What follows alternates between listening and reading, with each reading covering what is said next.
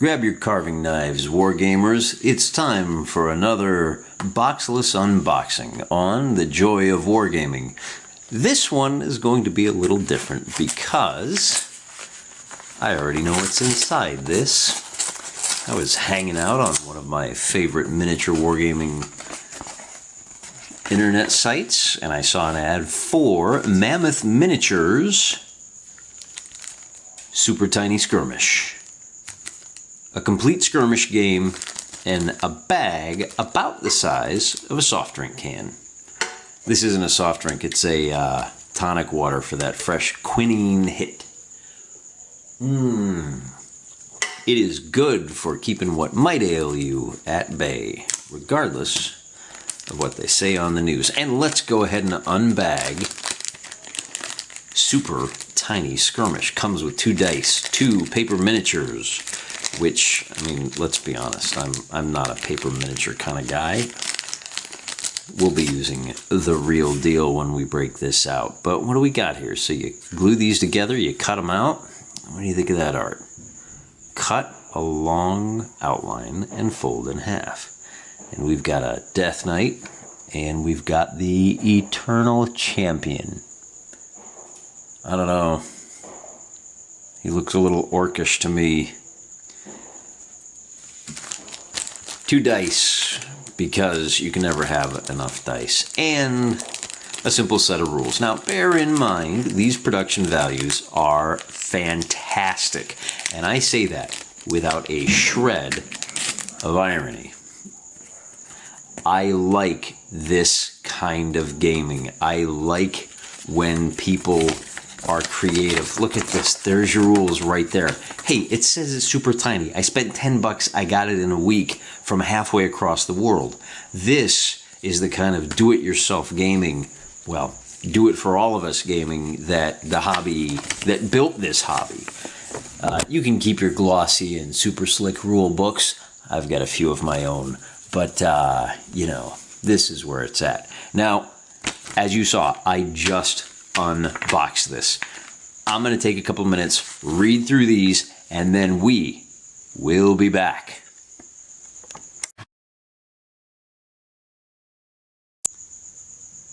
Okay, so I've had a chance to read the rules, and it only took about 5 minutes tops. Not a lot to them. In fact, there's so little I'm going to walk you through some of them. It's a beer and pretzels game, with room, like all the best beer and pretzels games, for a little bit of inspired strategery.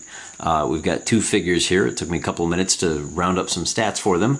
On the left, we have Antiant, an alien with an energy club, and on the right, we've got Mr. Goggles, a relatively tall, spindly human with a pistol and a knife. Now, for these rules, he's only going to be using the knife. We're going to be sticking to primarily, exclusively to melee here. For terrain, I'm going to go ahead and use this opportunity to show you a little bit of one of my works in progress. Or I should say, works that have already been completed. This wonderful little structure is a manufacturing module produced by Alternative Armies. I tried to paint it in a nice dark gray silver, and it just wound up dark gray. So I put a little bit of gold and a little bit of red in there just to give it a little flash. And I have, as you'll see in a moment, I've got 3 of these wonderful little rooftop, what would you call them? Air conditioning units, which I'm going to scatter around to give them something to have to jump over to get to each other. These are produced by GC Minis. And both of these terrain pieces are resin models that don't weigh a lot, but they paint up quick and they look really sharp. So, with all that out of the way, here is our battlefield. Get that out of the way too. We've got a couple of little terrain pieces, and we're going to leave that right there. So, our hapless warriors wander in, as they so often do. And just a handful of stats. This is not a game with 600 different special conditions and special rules and special powers. I will say this, Mammoth Miniatures does make a game called Planet 28. If you don't know why it's called Planet 28, if you don't understand the significance of the number 28, you might be watching the wrong video, or maybe you're in the wrong hobby.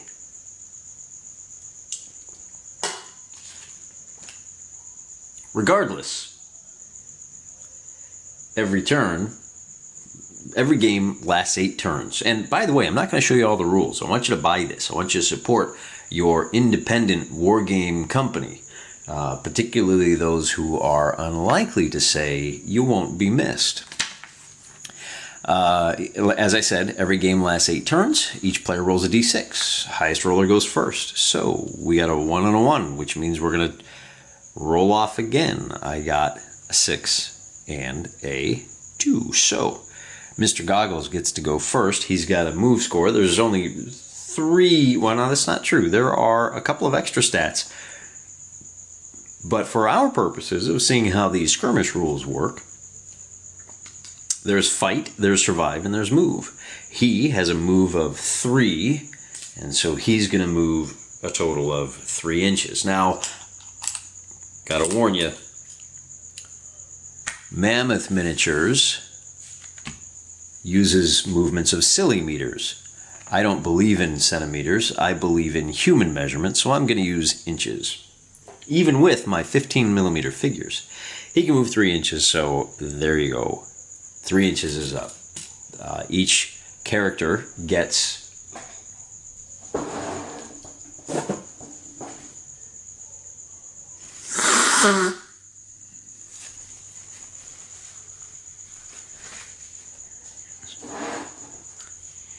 you get 2 actions. There's our first, and that's it. That's going to be his action. So that Anti-Ant can move 3 inches, and in this game's rules, you can melee as long as you are within 3 millimeters.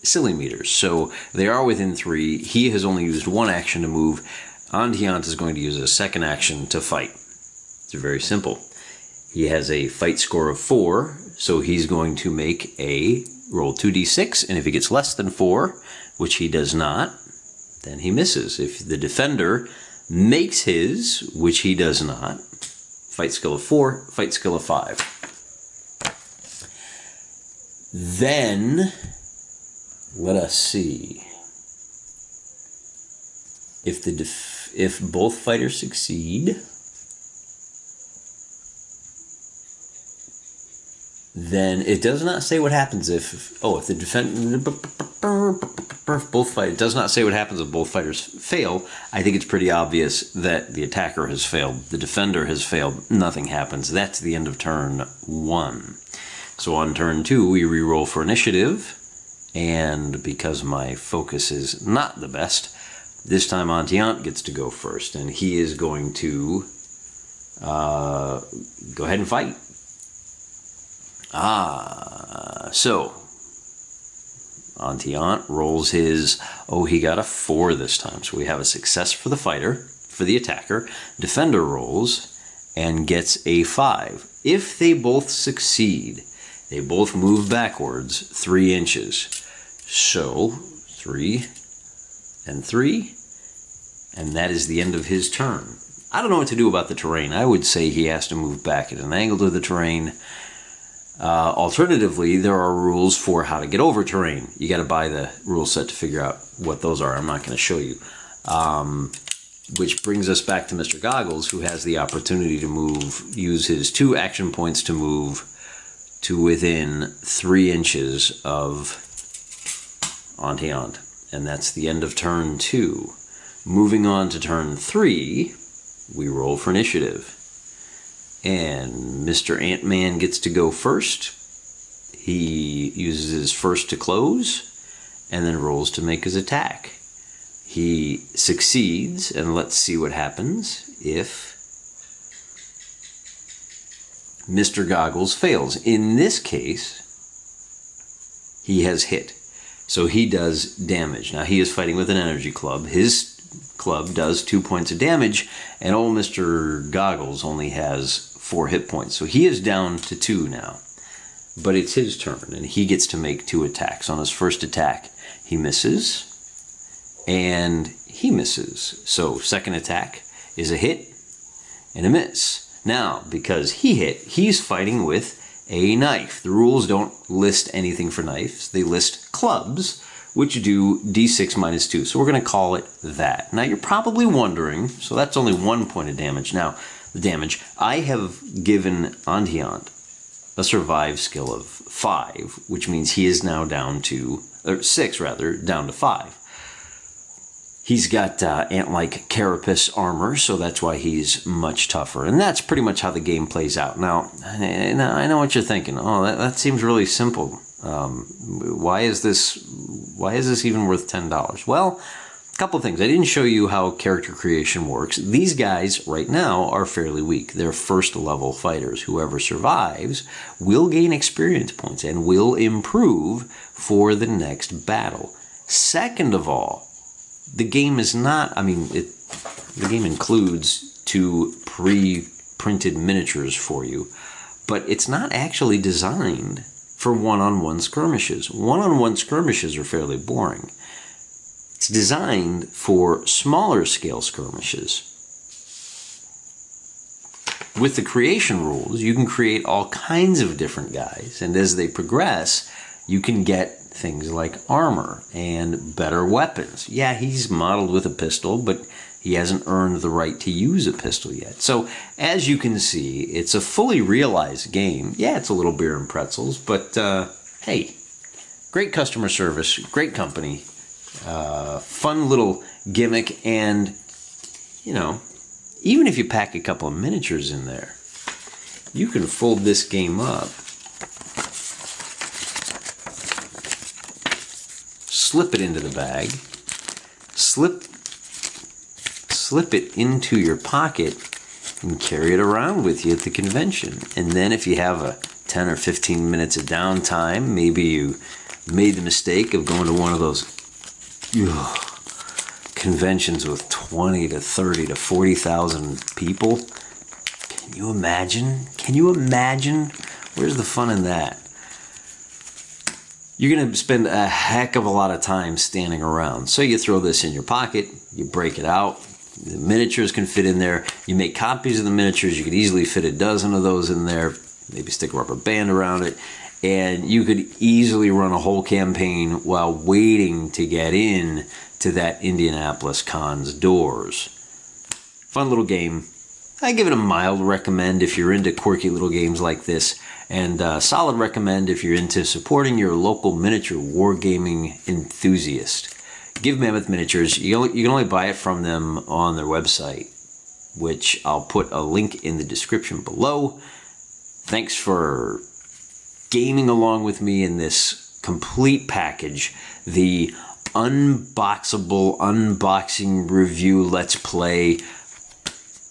Do we provide customer service here or what? All 3 kinds of videos tied up in one neat little package. What's not to love? The only thing better than that is taking care of each other out there in an increasingly hostile world. Try to leave the fights for the miniature wargaming table. Take good care of each other. Say your bedtime prayers, and may God bless you.